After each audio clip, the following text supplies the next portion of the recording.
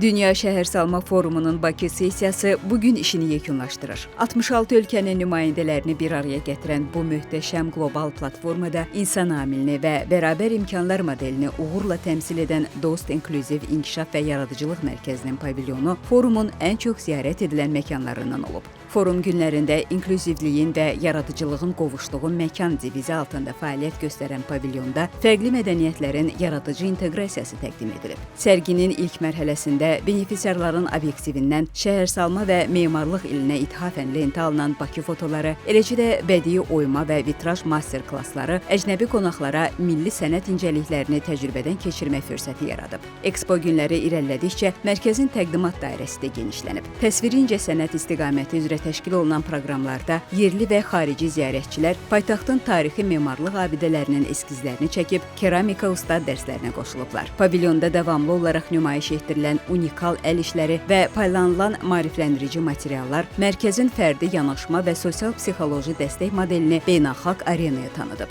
Həftə sonuna doğru forum mühiti mərkəzin istedadlarının təqdim etdiyi xüsusi proqramlarla daha da canlanıb. Mərkəzin Kapoeira qrupunun Azərbaycan Kapoeira Federasiyasının idmançıları ilə birgə ərsəyə gətirdiyi inklüziv şou və yaradıcı heyətin konsert proqramı fiziki məhdudiyyətlərin ritm və sənət qarşısında sərhəd tanımadığını nümayiş etdirərək böyük rəğbət qazanıb. Mərkəzin unikal fəaliyyəti beynəlxalq ekspertlərin də diqqətindən yayınmayıb. Azərbaycan pavilyonunda reallaşan rəsmi təqdimat zamanı PEP Afrika Beynəlxalq Təşkilatının rəhbəri benefisiarlarla görüşərək mərkəzin inklüziv cəmiyyət modelinin inkişafı və sosial bərabərliyin təşviqi sahəsindəki fəaliyyətini dünyada örnək təşəbbüslərdən biri kimi qiymətləndirib. Və bugün forumun rəsmi bağlanış saatlarında bu uğurlu marafonun pərdəarxası qəhrəmanları unudulmadı. Sərgi müddətində fəallıq göstərən İnklüziv Dost Al proqramının könüllü gəncləri xüsusi təşəkkürnamələrlə təltif olundular. Dünya Şəhərsalma Forumu işini tamamlasa da, mərkəzin beynəlxalq platformada nümayiş etdirdiyi inklüziv ekosistem dayanıqlı şəhərlərin gələcək modelinə unudulmaz vizual möhürünü vurdu.